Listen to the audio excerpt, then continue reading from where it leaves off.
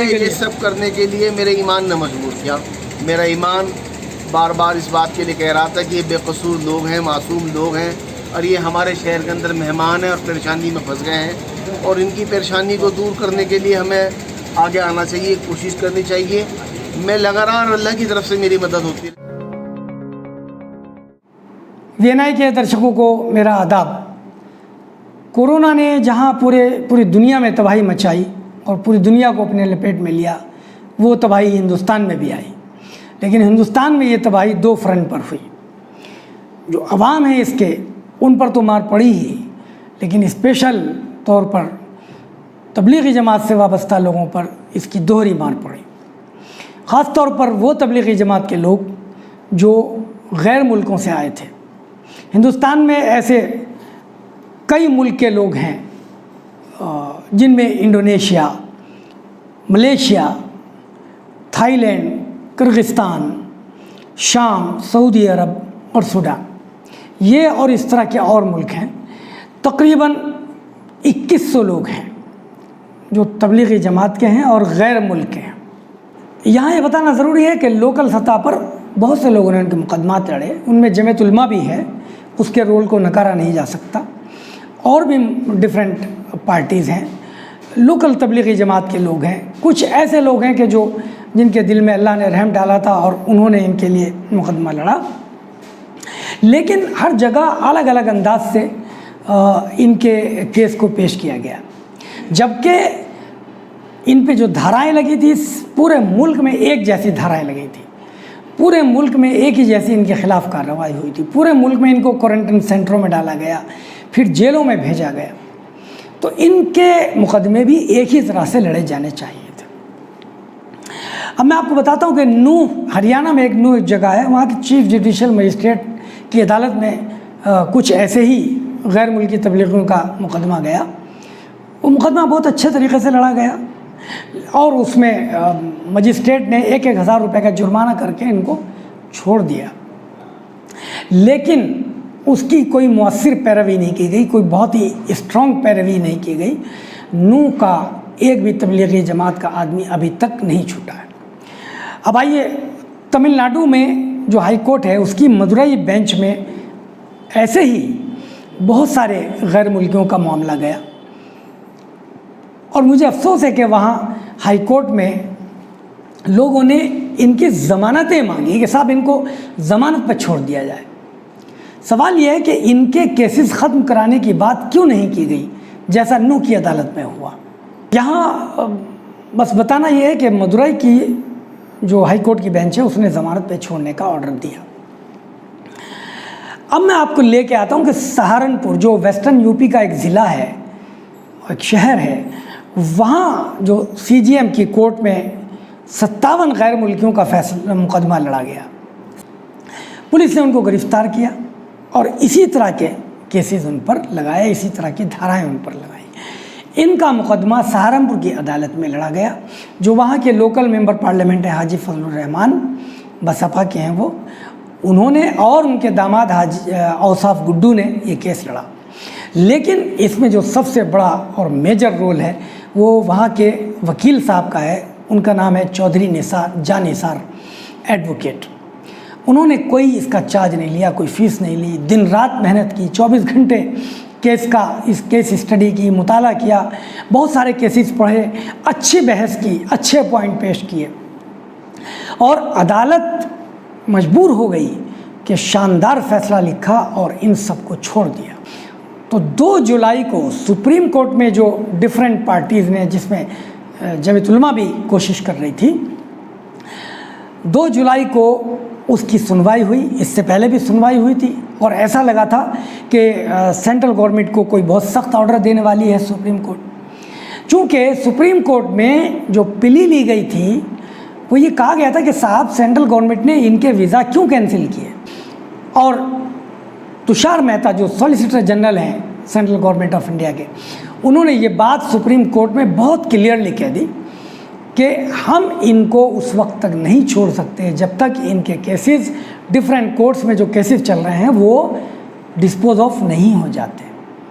लेकिन अगले ही दिन फिर एक इत्तला आती है कि सहारनपुर के जो 57 गैर मुल्की थे, जिनको सहारनपुर की जुडिशल मजिस्ट्रेट की कोर्ट ने छोड़ने का हुक्म दिया था और ये कहा था कि इनको इनके घरों तक पहुंचाइए, इनके मुल्कों तक पहुंचाइए, उनमें से मिनिस्ट्री ऑफ एक्सटर्नल अफेयर्स ने 16 इंडोनेशियाइयों को जाने की इजाज़त दे दी और 4 जुलाई को इंदिरा गांधी इंटरनेशनल एयरपोर्ट से ये 16 इंडोनेशियाई सहारनपुर से और 1 इंडोनेशियाई मुंबई से आकर इंदिरा गांधी हवाई अड्डे से अपने मुल्क यानी इंडोनेशिया चले गए।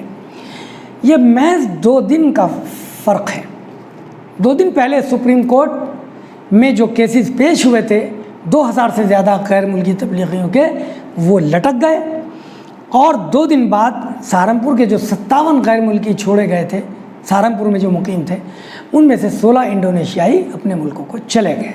अब मेरा जो पॉइंट है वो ये है, मैं यहाँ एक जनरल एक पॉइंट बयान करना चाहता हूँ कि मदुराई हाई कोर्ट की बेंच में, नूह की बेंच में, सुप्रीम कोर्ट में सवाल ये है कि क्यों नहीं इसी तरह का मुकदमा लड़ा गया जिस तरह सहारनपुर के चौधरी जानिसार एडवोकेट ने लड़ा।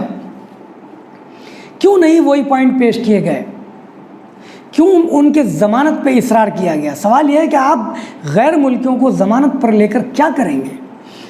क्या आपको अंदाज़ा है कि कितने दिनों में मुकदमा इनका डिस्पोज ऑफ हो जाएगा।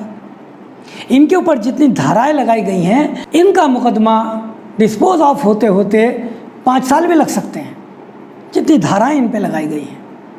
तो सवाल यह है कि ज़मानत पे लेने के बाद आप इनको कहाँ रखेंगे, इनका ख़र्चा कैसे आप उठाएंगे, 2 वक्त का खाना, 1 वक्त का नाश्ता, इनके कपड़े धुलाई, इनकी सिक्योरिटी, वो सबसे बड़ा एक मसला है। ये गैर मुल्की हैं, इनकी सिक्योरिटी का क्या इंतज़ाम है, कब तक आप इनको रखेंगे। तो सवाल यह है कि आपने इनकी ज़मानत क्यों मांगी, इनके केसेस ख़त्म कराने की बात क्यों नहीं की उसी तरह जिस तरह सहारनपुर की चीफ जुडिशल मजिस्ट्रेट की कोर्ट में चौधरी जानिसार एडवोकेट ने जिस तरह से इनके केसेस को ख़त्म कराने की मांग की और ख़त्म हो गए। अब आइए यहाँ ये देख लेते हैं कि सहारनपुर की कोर्ट ने कि अपने फ़ैसले में क्या कहा और फैसला क्या किया गया। उसमें कहा गया कि ये लोग जायज़ पासपोर्ट पर आए थे, जायज़ वीज़ा लेकर आए थे हिंदुस्तान में, लिहाजा उस तरह की कोई दफ़ा इन पर नहीं लगती। कोर्ट ने कहा कि जब लॉकडाउन अचानक लगाया गया तो होटल, रेस्टोरेंट, लॉज, यहाँ तक कि सराय, कोर्ट ने ये शब्द इस्तेमाल किया है कि सराय भी बंद हो गई। तो ऐसे में इन लोगों के पास एक ही विकल्प, एक ही अल्टरनेट था कि ये मस्जिदों में रहें। तो ये कोई जुर्म नहीं है, लिहाजा ये धारा भी इनके ऊपर नहीं बनती। फिर कोर्ट ने कहा कि लॉकडाउन लगने तक इनका वीज़ा वैलिड था। अगर सरकार ने इनका वीज़ा कैंसिल किया है तो बाद में किया है, जब तक लॉकडाउन लगा तब तक तो इनका वीज़ा वैलिड था, और जब लॉकडाउन लग गया अचानक तो फिर आपने इनका वीज़ा भी कैंसिल कर दिया, हवाई जहाज़ भी बंद हैं, तो ये कहाँ जाएंगे फिर, ये सवाल कोर्ट ने किया। कोर्ट ने कहा कि वो इन मस्जिदों में लॉकडाउन से पहले आ गए थे, लिहाजा इधर से उधर जाने की जो दफ़ा है 144, 188 वो इन पर नहीं लगती। फिर कोर्ट ने कहा कि लॉकडाउन लगने के बाद वो उस मस्जिद से बाहर भी नहीं गए। यानी ये इतना शानदार फैसला है कि एक एक पॉइंट इसमें कोर्ट ने लिखा है, हिंदी में ये फैसला है। फिर कोर्ट ने कहा कि इन्होंने मस्जिद में रहते हुए और लॉकडाउन लगने के फ़ौरन बाद और अपने ख़िलाफ़ FIR होने से बहुत पहले और पुलिस के आने से बहुत पहले पुलिस को इत्तला दी कि हम यहाँ मस्जिद में हैं, फंस गए हैं, और अपना कोरोना टेस्ट कराया, सैंपल दिया, वॉलंटरीली दिया। पुलिस ने क्या इल्ज़ाम लगाया कि इन सब को कोरोना है, ये सब कोरोना फैलाने का सबब बने हैं, लेकिन अदालत ने लिखा कि इनमें से किसी को कोरोना नहीं था। लिहाजा वो धारा जो पुलिस ने लगाई थी कि इनको कोरोना था, इन्होंने जानबूझकर कोरोना फैलाने का ये रीज़न बने, वो धारा भी अदालत ने ख़त्म कर दी। फिर पुलिस ने कहा कि जब पुलिस ने इनको गिरफ़्तार किया तो ये मस्जिद के अंदर थे, मस्जिद के बाहर नहीं थे। लिहाजा धारा 144 188 इन पर नहीं लगती। कोर्ट ने साफ साफ लिखा कि ये लोग मस्जिदों में अपनी धार्मिक मान्यता के अनुसार इबादत करने के लिए थे और अपनी धार्मिक सरगर्मियाँ अंजाम देने के लिए थे, जो गैर कानूनी नहीं है। लिहाजा वो अधिनियम भी इन पे लागू नहीं होते। इतना साफ और इतना क्लियर फैसला। सवाल ये है कि पूरे मुल्क में तबलीगी जमात वालों ने इस फैसले को क्यों नज़ीर के तौर पर पेश नहीं किया और क्यों हर जगह डिफरेंट प्लीज ली गई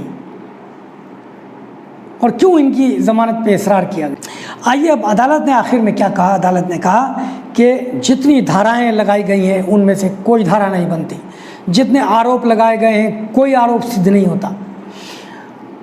और कोर्ट ने कहा कि इन्हें मनमाने तरीक़े पर पकड़ कर रखने का कोई मतलब नहीं है, ये गैर मुनसिफाना अमल होगा, इनजस्टिस होगा इनके साथ। कोर्ट ने कहा कि ज़्यादा से ज़्यादा धारा 188 इन पर बनती है, जिसकी सज़ा 1 महीना है, जबकि ये 2 महीने काट चुके हैं क्वारंटाइन सेंटरों में और जेलों में। लिहाजा इनको वही हम सज़ा का पीरियड मानकर इनको रिहा करते हैं। कोर्ट ने कहा कि इनको फौरी तौर पर छोड़ा जाए, चूँकि ये गैर मुल्की हैं। इनकी सिक्योरिटी का जो एलिमेंट है उसको जहन में रखा जाए और इनके मुल्कों से जो हिंदुस्तान के ताल्लुकात हैं उसको जहन में रखा जाए। लिहाजा इनको फौरी तौर पर छोड़ा जाए, इनके मुल्कों को भेजने का इंतज़ाम किया जाए। अब यहाँ मैं थोड़ा सा आपको बताना चाहता हूँ कि जो लोकल मेंबर पार्लियामेंट है सहारनपुर के हाजी फजलुर रहमान और उनके दामाद औसाफ गुड्डू, इन लोगों ने तबलीगी जमात वालों की बड़ी खिदमत की। पूरे रमज़ान जेलों में गए, सहरी और अफ्तारी का इंतज़ाम किया, इनकी हिम्मतें बंधाई और इनका मुकदमा बहुत ही दिलजमे के साथ लड़ा। बेहतरीन पॉइंट पेश किए। चौधरी जानिसार एडवोकेट ने, जैसे कि मैं बता चुका हूँ, कोई मुआवजा नहीं लिया और शानदार इनका रिप्रेजेंटेशन किया।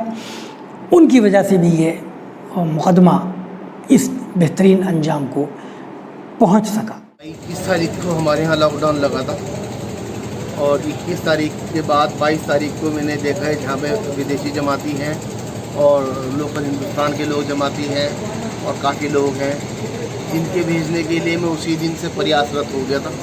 इनको क्वारंटाइन कर दिया गया। क्वारंटाइन करने के बाद क्वारंटाइन सेंटर में मैं इनके पास जाता रहा, इनके खाने पीने का, इनकी नमाज का, रोज़े का सब इंतज़ाम किया। उसके बाद ये लोग जेल चले गए। फिर मैं जेल इनके पास जाने लगा। जेल में इनके सब चीज़ों का इंतज़ाम किया, इनकी मच्छरदानियों का इंतज़ाम किया, इनके खाने पीने का इंतज़ाम किया, इनके पानी का इंतज़ाम किया, इनके टॉयलेट का इंतज़ाम किया। मैंने अदालत की लड़ाई भी बहुत लंबी लड़ी। मैं अदालत के मामले में भी अपने बहुत सारे वकीलों से मिला। फिर जानिसार भाई से मेरी बात हुई। जानिसार भाई ने, जो सच में अपनी ईमानदारी की बात बताऊँ, इस अदालत की लड़ाई में मेरा इतना साथ दिया कि मैं उनका शुक्रगुजार हूँ और उनका शुक्रिया अदा नहीं कर सकता। इसलिए मैं अर्ज़ करता हूँ कि ये इसमें एक सबक है पूरे मुल्क के मुसलमानों के लिए भी कि कोई भी मामला हो, सियासी हो, लीगल हो, उसको इकट्ठे होकर लड़िए, एक प्लेटफॉर्म पर आकर लड़िए, एक हिसाब से लड़िए, एक तरह के पॉइंट पेश करके लड़िए, इत्तेहाद कीजिए अपने अंदर, तभी सहारनपुर की कोर्ट जैसा फैसला आएगा और तभी कोई अच्छा नतीजा बरामद होगा। आदाब। आपको ये एपिसोड कैसा लगा हमें कमेंट करके ज़रूर बताएं और इंडिपेंडेंट, फियरलेस और ऑनेस्ट जर्नलिज्म को सपोर्ट करने के लिए हमारे चैनल VNI को सब्सक्राइब करें। और अगर आप वदूद साजिद के आर्टिकल्स को पढ़ना चाहते हैं तो आप उनके फेसबुक पेज को भी फॉलो कर सकते हैं।